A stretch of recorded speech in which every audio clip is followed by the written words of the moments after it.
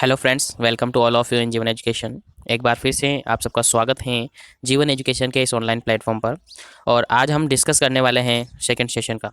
जैसा कि आप सबको पता है, हम डिस्कस कर रहे थे एमपीसीएचओ, सीआरपीएफ और ईएसआईसी को टारगेट करते हुए, साथ ही नोट सेट को टारगेट करते हुए कुछ मोस्ट सेलेक्टेड और इम्पोर्टेंट क्लासेस के बारे में अपन डिस्कस कर रहे थे। और फर्स्ट सेशन हमने डिस्कस कर लिया है और अब हम सेकंड सेशन डिस्कस करेंगे आज के इस क्लास में।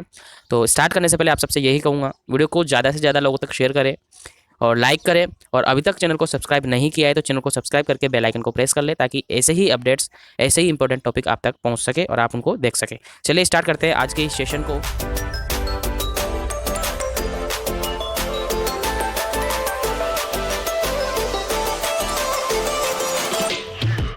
तो फ्रेंड्स, हम डिस्कस कर रहे हैं सेकंड सेशन, और सेकंड सेशन में हम आज काफ़ी इंपॉर्टेंट क्वेश्चंस के बारे में डिस्कस करेंगे। और आप सबको पता होगा, रूल यही है, हर क्वेश्चंस के लिए आपको कुछ टाइमिंग मिलेगा, उसके बाद आपको आंसर देना है और लास्ट में मैं आपको आंसर बताऊंगा उसका कि करेक्ट आंसर क्या है, और उसके रिगार्डिंग जो रेशनल होता है या उससे रिगार्डिंग जो इंपॉर्टेंट पॉइंट होते हैं उनको भी मैं आपको बताता हूँ। तो चलिए स्टार्ट कर रहे हैं, और स्टार्ट करने के साथ ही आज का अपना सेकंड सेशन का फर्स्ट क्वेश्चन है।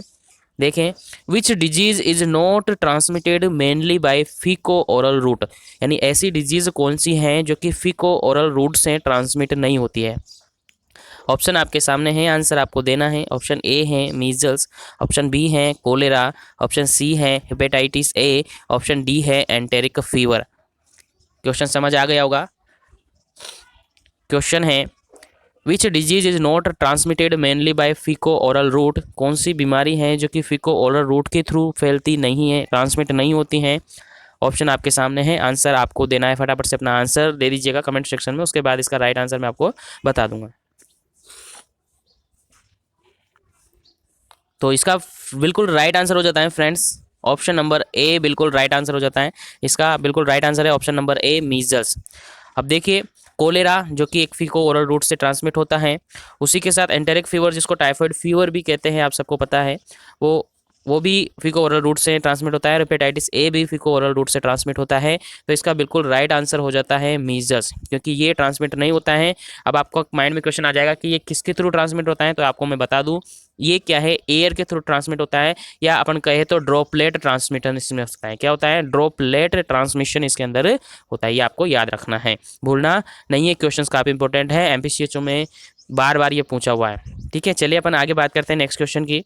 नेक्स्ट क्वेश्चन है, vitamin A solution protect children against, vitamin A है, आप सबने पढ़े हैं विटामिन से, और विटामिन के बारे में मैंने काफ़ी सारे क्वेश्चंस हैं जो कि आपको बताए हुए हैं। क्वेश्चन है, vitamin A solution protect the children against, यानी विटामिन ए किसके अगेंस्ट प्रोटेक्शन प्रोवाइड करता है। चिल्ड्रन की बात की जा रही है। ऑप्शन आपके सामने है, आंसर आपको देना है। ऑप्शन नंबर ए है मायोपिया, ऑप्शन नंबर बी है हाइपरमेट्रोपिया, ऑप्शन नंबर सी है जीरोप्थेल्मिया, ऑप्शन नंबर डी है क्रिटिनिज्म। आंसर आपको देना है फटाफट से, क्या इसका राइट आंसर होगा। जी जल्दी जल्दी आंसर दीजिएगा, कुछ टाइमिंग मिलेगा, उसके बाद इसका राइट आंसर मैं आपको बता दूंगा। जी, इसका बिल्कुल राइट आंसर हो जाता है ऑप्शन नंबर सी, बिल्कुल राइट आंसर है जेरोप्थेल्मिया। बिकॉज आप सबने पढ़ा होगा विटामिन ए की डेफिशिएंसी से जो डिजीज कंडीशन आपने पढ़ी, एक तो पढ़ा होगा आपने नाइट ब्लाइंडनेस, एक तो पढ़ा है नाइट ब्लाइंडनेस और एक पढ़ा है जीरोप्थेल्मिया। ठीक है, दोनों ही विटामिन ए की डेफिशिएंसी से होता है। तो ये क्वेश्चन भी काफ़ी बार पूछा हुआ है, तो ये भी आपको याद रखना है। जेरोप्थेल्मिया इसका राइट आंसर है, option number C correct answer है। चलिए बात करते हैं अपन नेक्स्ट क्वेश्चन की। नेक्स्ट क्वेश्चन आपके सामने है, क्वेश्चन नंबर नेक्स्ट है, the most common cause of death due to diarrhoea. बहुत ही इंपॉर्टेंट क्वेश्चन है ये, और एमपीसीएचओ, बिहार सीएचओ, कोई सा भी एग्जाम आप देख लीजिए, उस क्वेश्चन उसमें ये एग्जाम में पूछा हुआ है। लास्ट रिसेंटली अभी राजस्थान सीएचओ का एग्जाम हुआ था, उसके अंदर भी ये क्वेश्चन पूछा हुआ था। ठीक है, लेकिन उसमें थोड़ा हिंदी लैंग्वेज में दिया पूछा था, बट ये क्वेश्चन उसमें भी पूछा हुआ था, काफ़ी इंपॉर्टेंट है, इसको तो भूलना ही नहीं है आपको। ऑप्शन आपके सामने, आंसर देना है वोमिटिंग, ऑप्शन बी है एब्डोमिनल पेन, ऑप्शन सी है लिथार्जी, और ऑप्शन नंबर डी है डिहाइड्रेशन। क्वेश्चन था, the most common cause of death due to diarrhoea, diarrhoea के कारण से बीमारी मृत्यु होती है, उसका मेन कारण क्या है वो आपसे पूछा है। तो वोमिटिंग है, एब्डोमिनल पेन है, या लिथार्जी है, या डिहाइड्रेशन। बहुत अच्छा क्वेश्चन है और शायद आप सबको ये इसका आंसर पता होगा, बट काफ़ी इंपॉर्टेंट है। स्टार मार्क बना लीजिए, 3 सितारे इस पर बना लीजिएगा, आता ही रहता है ये, कोई सा भी एग्जाम हो ये आता ही रहता है। तो हो सकता है आपके किसी भी कम्पिटेटिव एग्जाम में आगे ये आ जाए, और एमपीसीएचओ में स्पेशली ये आने की संभावना ज़्यादा है, तो आप याद रखें। तो इसका बिल्कुल राइट आंसर हो जाता है ऑप्शन नंबर डी, बिल्कुल राइट आंसर होता है डिहाइड्रेशन। क्या हो जाता है? डिहाइड्रेशन। और राजस्थान सीटों में इसको निर्जलीकरण ऑप्शन दिया हुआ था, तो काफ़ी स्टूडेंट ने इसको गलत कर दिया था। बिकॉज नर्सिंग फील्ड के अंदर अपन देखते हैं मोस्टली इंग्लिश लैंग्वेज अपन यूज़ करते हैं, इंग्लिश में ही पढ़ते हैं सब कुछ, लेकिन राजस्थान सीएचओ में बिल्कुल हिंदी लैंग्वेज बिल्कुल लूज पेपर था और उसमें निर्जलीकरण लिखा हुआ था। समझ नहीं आया फ्रेंड्स को कि निर्जलीकरण होता क्या है, और उनका आंसर गलत हो गया। तो आप याद रखें डिहाइड्रेशन, और हिंदी में बोले तो निर्जलीकरण है जो कि इसका मेन कारण होता है डेथ का डायरिया के कारण से। चलिए बात करते हैं अपन नेक्स्ट क्वेश्चन की, और वीडियो को लाइक और शेयर करते रहिए ताकि अदर फ्रेंड्स को भी ये पता चल जाए, अदर फ्रेंड्स को भी ऐसे क्वेश्चंस मिल जाए ताकि उनको भी आगे पढ़ने में सहायता मिले। ठीक है, मेरा मोटिव यही है कि आपको ऐसे क्वेश्चन से मैं अवगत कराऊं, ऐसे क्वेश्चंस आप तक पहुंचाऊं जो आपको कहीं ना कहीं हेल्प करे, आपको किसी न किसी वैकेंसी में सिलेक्शन के लिए मदद करे। और उम्मीद है ये ऐसे ही क्वेश्चन है जो कि आपके लिए काफ़ी इंपॉर्टेंट होंगे, काफ़ी इंपॉर्टेंट साबित रहेंगे, उम्मीद है यही। और इसी के साथ मैं ये सेशंस लेकर आया हूँ आपके लिए। चलिए बात करते हैं नेक्स्ट क्वेश्चन की। नेक्स्ट क्वेश्चन आपके सामने है, Koplik spot are seen in which disease? Koplik spot, और ऐसे क्वेश्चन है मैं कम्युनिटी सेक्शन में भी आपको देता रहता हूं, तो वहां से भी आप इनको सोल्व करने की कोशिश करें। साथ ही फेसबुक आईडी पर भी, मेरे फेसबुक आईडी का पर्सनल जो लिंक है वो नीचे दिया हुआ है पर्सनल आईडी का, वहां से भी आप उसको फॉलो करें और उसमें भी आपको ऐसे क्वेश्चंस मिल जाएंगे। सभी जगह कोई सा भी मीडिया चैनल हो, आपको इसी नाम से जीवन एजुकेशन के नाम से सर्च करेंगे तो वहाँ पर ही आपको मिल जाएगा। ठीक है फ्रेंड्स, और सभी जगह मैं क्वेश्चंस हैं जो कि रिपीटेडली डालता रहता हूँ आपके लिए, सारी मेहनत मैं कर रहा हूँ, बट आप इनको थोड़ा सा देख लिए और शेयर, लाइक और शेयर कर दीजिएगा। ठीक है, और ये काफ़ी इंपॉर्टेंट है question, Koplik spot are seen in which disease? किस डिजीज के अंदर कोप्लिक स्पॉट है जो कि सीन होता है, दिखाई देता है? तो ऑप्शन आपके सामने काफ़ी इंपॉर्टेंट है ये भी। ऑप्शन है मीजल्स, ऑप्शन बी है मम्स, ऑप्शन सी है रूबेला, ऑप्शन डी है पोलियो। क्या इसका राइट आंसर होगा? आपको आंसर देना है, फटाफट से इसका राइट आंसर दे दीजिएगा। तो इसका बिल्कुल राइट आंसर हो जाता है ऑप्शन नंबर ए, बिल्कुल राइट आंसर है। ऑप्शन नंबर ए बिल्कुल राइट आंसर है। मीजल्स में कोप्लिक स्पॉट सीन होता है। क्या इंपॉर्टेंट क्वेश्चन है, बिल्कुल एंटीक क्वेश्चन है और काफ़ी बार पूछा हुआ है। ठीक है, तो कोप्लिक स्पॉट किस में सीन होता है? मीजल्स के अंदर सीन होता है, और मीजल्स रूबेला, ठीक है, रूबियोला होता है। क्या होता है? रूबियोला। ठीक है, रूबेला रूबियोला अलग अलग होता है, ये रूबेला दे रखा है, ये रूबियोला होता है। ठीक है, मीजल्स क्या होता है? रूबियोला होता है। ठीक है, तो याद रखें क्या होता है, स्मॉल और ब्लूइश वाइटिस पैचेज बन जाता है। स्मॉल कैसे? स्मॉल और वाइटिस और ब्लूइश क्या हो जाते हैं? स्पॉट बन जाते हैं, वही होते हैं कोप्लिक स्पॉट। ठीक है, आई थिंक समझ आ गया होगा। आगे चलते हैं पर नेक्स्ट क्वेश्चन को डिस्कस करते हैं, और ये क्वेश्चन भी काफ़ी बार पूछा हुआ है और ये मैंने हर जगह आपको दिया हुआ है, कम्युनिटी सेक्शन में भी दिया था कुछ दिन पहले आपको, और काफ़ी सारे स्टूडेंट का इसका राइट आंसर आया था और ऑलमोस्ट सबको पता होगा। बहुत ही जीरो लेवल का क्वेश्चन है पीडियाट्रिक के अंदर, तो ये आप समझ सकते हैं। चलिए बात करते हैं, what is LBW? What is LBW? LBW क्या होता है? ऑप्शन आपके सामने, उसका मीनिंग आपको बताना है। Birth weight less than 2.5 kg, birth weight less than 3 kg, birth weight 1.5 kg, birth weight 1 kg। क्या इसका राइट आंसर होगा? आंसर आपको देना है, फटाफट से कमेंट सेक्शन खाली है, फटाफट से आंसर दे दीजिएगा। जी बिल्कुल, इसका राइट आंसर हो जाता है ऑप्शन नंबर ए, बिल्कुल राइट आंसर हो जाता है। क्या हो जाता है? ऑप्शन नंबर ए बिल्कुल राइट आंसर हो जाता है, बिलो या लेस देन 2.5 kg। ठीक है, यानी कि 2.5 kg से कम हो जाता है यदि वेट किसी बेबी का वेट बर्थ, तो उसको LBW कहा जाता है, लो बर्थ वेट बेबी। क्या कहा जाता है? Low birth weight baby. और यदि इसका अपन आइडियली वेट देखें तो अपन इसका आइडियली वेट होता है 2.5 से 3.9 kg। कितना? 2.5 से 3.9 kg, यानी 2.5 to 3.9 kg, यानी किलोग्राम इसका वेट होता है एक नॉर्मल हेल्दी पर्सन पे, सॉरी एक नॉर्मल हेल्दी बेबी का आफ्टर बर्थ। ठीक है, बर्थ के टाइम पर ये वेट होता है उसका बेबी का। यदि लेस देन 2.5 से कम हो जाता है, यदि 2.5 से कम हो जाता है तो वो LBW कहलाता है। ठीक है, याद रखें कितना होता है? 2.5 से 3.9, ये आपको आइडियली याद रखना है। यदि इसके बीच में है तो बेबी हेल्दी है, नॉर्मल है, लेकिन यदि 2.5 से कम हो जाता है तो LBW होता है। यहीं पर दो क्वेश्चन और आपको याद करा देता हूँ मैं। यदि 2.5 से कम है तो वो LBW है, और यदि 1.5 से कम है तो वो वेरी LBW है, वेरी LBW। और यदि वेट 1 kg से भी कम है तो वो एक्सट्रीम LBW होता है। क्या होता है? एक्सट्रीम LBW होता है। तो ये तीनों क्वेश्चन आपको याद रखना है। LBW क्या होता है, वेरी LBW क्या होता है, और एक्सट्रीम LBW क्या होता है। तो LBW 2.5 से कम हो जाए kg में, और वेरी LBW 1.5 से कम हो जाए, और extreme LBW it means 1 kg से भी कम हो जाए तो एक्सट्रीम LBW होता है। चलिए बात करते हैं नेक्स्ट क्वेश्चन की। नेक्स्ट क्वेश्चन है आपके सामने, which is not the viral infection, कौन सा वायरल इन्फेक्शन नहीं है वो आपसे पूछा हुआ है। ऑप्शन आपके सामने है, आंसर आपको देना है कि कौन सा वायरल इन्फेक्शन नहीं है।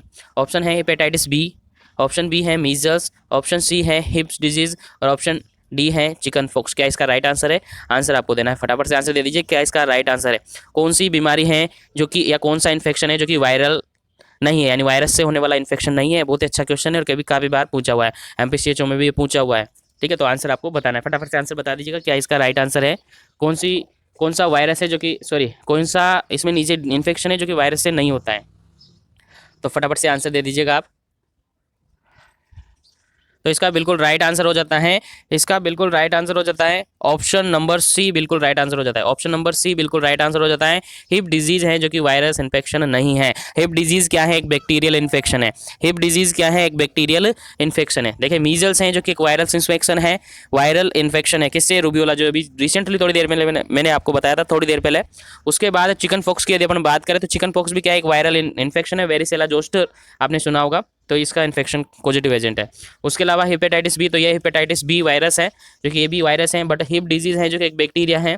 ठीक है, क्या है? तो आपको याद रखना है ये हिप डिजीज है जो कि एक बैक्टीरिया से होने वाली बीमारी है, तो ये इसका बिल्कुल राइट आंसर हो जाता है। चलिए बात करते हैं अपन नेक्स्ट क्वेश्चन की। चलिए बात करते हैं नेक्स्ट क्वेश्चन की। नेक्स्ट क्वेश्चन है vaccine should be stored at what temperature, यानी वैक्सीन है सभी, यहाँ पर कोई पर्टिकुलर एक वैक्सीन की बात नहीं की जा रही है, सभी वैक्सीन की बात की जा रही है। तो उसमें आंसर आपको देना है कि वैक्सीन को कितने टेम्परेचर पर स्टोर करके रखते हैं, वो आपसे पूछा है। ऑप्शन आपके सामने है 0 to 4 degree Celsius, option B है 2 to 6 degree Celsius, option C है 2 to 8 degree Celsius, option D है 0 to 8 डिग्री सेल्सियस। क्या इसका राइट आंसर होगा? आंसर आपको देना है, जल्दी जल्दी आंसर देते रहिए। इसका राइट आंसर क्या होगा? तो इसका बिल्कुल राइट आंसर हो जाता है ऑप्शन नंबर सी, बिल्कुल राइट आंसर हो जाता है 2 to 8 डिग्री सेल्सियस। यदि आपको कोई ऑप्शन में कंडीशन नहीं दी है, क्वेश्चन के अंदर कोई कंडीशन नहीं दी है, तो डायरेक्ट आपका आंसर जाता है 2 to 8 डिग्री सेंटीग्रेड। कितना? 2 to 8 degree centigrade normal temperature है, इस पर वैक्सीन को रखा जाता है। किस पे रखा जाता है? 2 to 8 डिग्री सेंटीग्रेड पर। ठीक है, उसके बाद अपन चलते हैं नेक्स्ट क्वेश्चन पर। चलते हैं। नेक्स्ट क्वेश्चन आपके पास है, देखिए नेक्स्ट क्वेश्चन है all the minor reaction of DPT vaccine except. DPT जानते हो? डीपीटी वैक्सीन का जो माइनर रिएक्शन है वो है, बट एक ऐसा है जो कि नहीं है, यानी all the minor reaction of DPT vaccine except, एक नहीं है जो आपको बताना है, बाकी सब है, एक नहीं है। कौन सा नहीं है वो आपको बताना है। आंसर ऑप्शन आपके सामने है माइल्ड फीवर, ठीक है, पहला ऑप्शन है माइल्ड फीवर, सेकंड ऑप्शन है pen at the injection site, third option है रेसेस और फोर्थ ऑप्शन है एक्सेसिव क्राइंग। तो क्या इसका राइट आंसर होगा? फटाफट से आंसर देना है।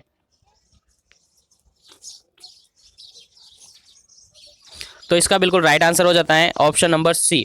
ऑप्शन नंबर सी इसका बिल्कुल राइट आंसर हो जाता है रेसेस, जो कि एक माइल्ड इन्फेक्शन नहीं है। ठीक है, तो याद रखना है, सॉरी माइनर इन्फेक्शन नहीं है, तो कौन क्या आंसर? इसका सी आंसर है, और ये एमपीसीएचओ के अंदर पूछा हुआ क्वेश्चन है। ठीक है, तो रेसिस इसका बिल्कुल राइट आंसर हो जाता है। चलिए बात करते हैं अपन नेक्स्ट क्वेश्चन की। बात करते हैं। नेक्स्ट क्वेश्चन आपके सामने है route of administration and dose of BCG vaccine for 3 month old baby, यानी 3 month ओल्ड बेबी है, उसके अंदर बीसीजी वैक्सीन की डोज और रूट क्या होगा वो आपसे पूछा है। आंसर आपके सामने है, आंसर देना है। ऑप्शन है आपके पास इंट्राडर्मल 0.1 ml, सब क्यूटेनियस 0.1 ml, इंट्रामस्कुलर 0.5 ml, सब क्यूटेनियस 0.5 ml। आंसर फटाफट बता दीजिए। मैं बोल रहा हूँ आपको एलिमिनेशन मेथड यूज़ करना है, कंपेटिटिव एग्जाम्स में काफ़ी हेल्प मिलेगी इनसे आपको। ठीक है, एलिमिनेशन मेथड से, तो एलिमिनेशन मेथड के थ्रू आप निकाल सकते हैं यदि आपको थोड़ा सा भी इसके बारे में पता है। तो फटाफट से आंसर दे दीजिएगा, इसका क्या राइट आंसर है।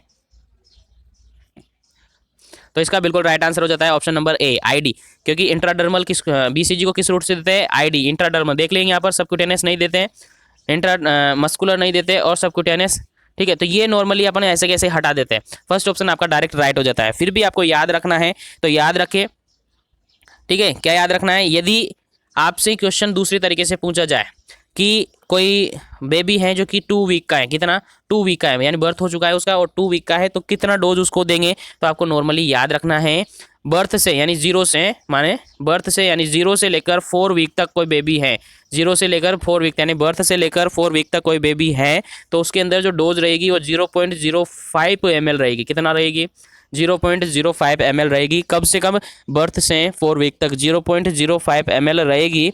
और यदि 4 वीक के बाद यदि आपसे पूछा जाए तो 0.1 ml रहेगी। ठीक है, 0 से 4 वीक यानी कि बर्थ से लेकर 4 वीक तक आपकी डोज रहेगी 0.05 ml। और 4th वीक से 1 ईयर तक, 4th वीक के बाद और 1 ईयर तक इसकी डोज रहेगी 0.1 ml। कितना? 0.1 ml डोज रहेगी। रूट क्या रहेगा? रूट क्या रहेगा इसका? आईडी ही रहेगा। इंट्राडर्मल ही इसको देते हैं। इंट्राडर्मल कौन सी आर्म पर देते हैं? तो लेफ्ट आर्म पर देते हैं। इंट्राडर्मल लेफ्ट आर्म पर इसको देते हैं। डोज मैंने बता दी, 4th वीक तक 0.05 ml देंगे और 4th वीक से 1 ईयर तक देंगे कितना? 0.1 ml। और रूट रहेगा इसका आईडी, रूट और लेफ्ट आर्म पर इसको लगाएंगे। ठीक है, याद रखना है, ये भूलना नहीं। इसके रिगार्डिंग क्वेश्चंस हर कंपेटिटिव एग्जाम्स में इसके रिगार्डिंग क्वेश्चन आता है। बीसीजी के रिगार्डिंग राजस्थान सीएचओ के अंदर भी आया था, एमपी सीएचओ के अंदर, बिहार सीएचओ का भी रिसेंटली 27 तारीख को एग्जाम है, बहुत ही जल्दी, तो उसमें भी आने की संभावना रहती है। तो ये आपको याद रखना है, भूलना नहीं है ऐसे क्वेश्चन को, क्योंकि ऐसे क्वेश्चन आपको सिलेक्शन की ओर लेकर जाते हैं। नेक्स्ट क्वेश्चन की अपन बात करते हैं। नेक्स्ट क्वेश्चन है dose and route of administration of rota vaccine.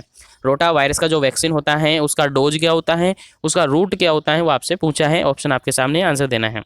Option A है 2 ड्रॉप्स ओरली, ऑप्शन बी है 5 ड्रॉप ओरली, ऑप्शन सी है 10 ड्रॉप्स ओरली और ऑप्शन डी है 1 ml इंट्रामस्कुलर। आप बताइए क्या इसका राइट आंसर है। अब कंफ्यूजन नहीं होना है, एलिमिनेशन मेथड से भी निकालेंगे तब भी निकल जाएगा, बट कंफ्यूजन नहीं होना है। फटाफट से आंसर दे दीजिएगा, इसका राइट आंसर क्या है। रोटा वायरस की पूछा जा रहा है, ड्रॉप और उसका रूट और डोज आपसे पूछा हुआ है। तो इसका राइट आंसर हो जाता है option number B, 5 drops orally इसको देते हैं। कितना देते हैं? 5 ड्रॉप ओरली इसको देते हैं। ठीक है, 5 ड्रॉप देते हैं। और डोज कितनी देते हैं? तो 3 डोज इसकी देते हैं। एक तो 6 वीक पर देते हैं, एक 10 वीक पे देते हैं, एक 14 वीक पर देते हैं। ठीक है, 3 डोज इसकी देते हैं, 6 वीक पर, 10 वीक पर और 14 वीक पर। ठीक है, 6, 10 और 14 पर, यानी कि 4 वीक का गैप इसके अंदर होता है। 3 डोज इसकी देते हैं। याद रखना है, 5 ड्रॉप्स देते हैं, ओरली देते हैं। एक क्वेश्चन यहाँ से भी पूछा हुआ है कि जो रोटा वायरस है पहले इम्यूनाइजेशन शेड्यूल में इंक्लूड नहीं था, तो ये कब, किस ईयर के अंदर इम्यूनाइजेशन शेड्यूल के अंदर इंक्लूड किया। ठीक है, यानी नेशनल इम्यूनाइजेशन शेड्यूल के अंदर कब इंक्लूड किया। तो याद रखना ये क्वेश्चन भी 2016 में ये इंक्लूड किया, 2016 में ये इंक्लूड किया था रोटा वायरस का वैक्सीन। ठीक है, उम्मीद है यहाँ तक समझ आ गया होगा। चलते हैं अपन नेक्स्ट क्वेश्चन की तरफ। और नेक्स्ट क्वेश्चन आपके पास है, नेक्स्ट क्वेश्चन है after which age BCG vaccine should not be given. बहुत ही अच्छा क्वेश्चन है और ये भी काफ़ी बार पूछा हुआ है कि किस एज के बाद बीसीजी वैक्सीन को नहीं लगाया जाता है। तो आंसर आपको देना है, ऑप्शन आपके सामने, 6 मंथ, 2 ईयर, 1 ईयर और 5 ईयर। फटाफट से आंसर दे दीजिएगा, क्या इसका राइट आंसर होगा, किस एज के बाद ये नहीं लगाया जाता है। तो आई थिंक आप सबको पता होगा इसका राइट आंसर। तो इसका बिल्कुल राइट आंसर हो जाता है ऑप्शन नंबर बी, बिल्कुल राइट आंसर है 1 ईयर, यानी 1 ईयर के बाद बीसीजी वैक्सीन को नहीं लगाया जाता है। और इस तरीके से क्वेश्चन पूछा है, लेकिन इस तरीके से दूसरा क्वेश्चन और मोल्ड करके पूछा जा सकता है कि बीसीजी के लिए एज लिमिट क्या है, तभी 1 ईयर, यानी कि बीसीजी वैक्सीन को 1 ईयर के अंडर लगाना होता है, यानी 1 ईयर के पहले लगाना होता है। यदि नहीं लगा तो बाद में इसको नहीं लगाया जाता है। तो 1 ईयर इसकी एज लिमिट होती है। ठीक है, तो 1 साल के बाद, 1 ईयर के बाद इसको नहीं लगाया जाता। ये क्वेश्चन भी आपको याद रखना है। ठीक है, अब बात करते हैं नेक्स्ट क्वेश्चन की। और आज के सेशन का लास्ट क्वेश्चन अपना है, ये है when was national health mission NHM, जिसकी अपन बात करें, जिसकी आप वैकेंसी पढ़ रहे हैं, वो लॉन्च हुआ था, कब लॉन्च हुआ था। NHM यानी national health mission was launched, कब लॉन्च हुआ था वो आपसे पूछा गया है। आंसर आपको देना है, फटाफट से आंसर दीजिएगा। और ये क्वेश्चन राजस्थान सीएचओ के अंदर, MP CHO के अंदर पूछा हुआ है, तो ये क्वेश्चन आपको भूलना नहीं है। ऑप्शन आपके सामने 2001, ऑप्शन बी है 2005, ऑप्शन सी है 2009 और ऑप्शन डी है 2012। क्या इसका राइट आंसर है? जल्दी से अपना आंसर दे दीजिएगा जी। इसका बिल्कुल राइट आंसर हो जाता है ऑप्शन नंबर बी, 2005 इसका बिल्कुल राइट आंसर है। और एग्जैक्ट नाम आप डेट भी देखें तो 12 अप्रैल 2005। ठीक है, यानी कि 12 अप्रैल 2005 को NHM है जो कि लॉन्च हुआ था। किसके थ्रू लॉन्च हुआ था? By prime minister of India के द्वारा ये लॉन्च किया गया था। तो याद रखिए, नेशनल हेल्थ मिशन 2005 में लॉन्च हुआ था। काफ़ी इंपॉर्टेंट क्वेश्चन है और काफ़ी बार पूछा हुआ है। तो उम्मीद है आप सबको क्वेश्चंस आए होंगे, आपने अपना स्कोरिंग किया होगा। आप देखिए ये जो सेशन अपन चला रहे हैं इसमें आप सेल्फ इवैल्यूएशन कर सकते हैं। अपना अपना आंसर पहले नंबरिंग कर ले, उसके बाद उसका राइट आंसर आपने क्या लगाया, क्या उसका राइट आंसर है, उसके बाद अपना स्कोर देखिए आपने कितना सही किया कितना गलत किया। तो ये आपके लिए सेल्फ इवैल्यूएशन के लिए एक बहुत ही अच्छा प्लेटफॉर्म है। और आज के सेशन को अपन यहीं फिनिश करेंगे। उम्मीद है आप सबको क्वेश्चन अच्छे लगे होंगे, और ये सारे क्वेश्चन ऐसे क्वेश्चन हैं जो कि कहीं ना कहीं एग्जाम में पहुंचे हुए हैं। तो आज के लिए इतना ही, मिलते हैं अपन नेक्स्ट अपडेट के साथ। और अगर आप चाहते हैं इनका पीडीएफ पाना तो अभी जाइए, नीचे डिस्क्रिप्शन बॉक्स में लिंक है टेलीग्राम चैनल का, उसको ज्वाइन हुई है, वहाँ पर आपको इसका पीडीएफ अवेलेबल करवा दिया जाएगा। और कम्युनिटी सेक्शन में भी डेली आपको 5 to 10 क्वेश्चंस अवेलेबल होते हैं, वहाँ पर भी उनकी प्रैक्टिस करें और पढ़ते रहे। All the best, thank you very much. Like और शेयर करते रहिए वीडियो को। नए चैनल पर विजिट करो, चैनल को सब्सक्राइब करके बेल आइकन को दबा दीजिएगा ताकि इस तरीके से नोटिफिकेशन आपको मिलते रहे। Thank you very much for joining this class. Have a nice day.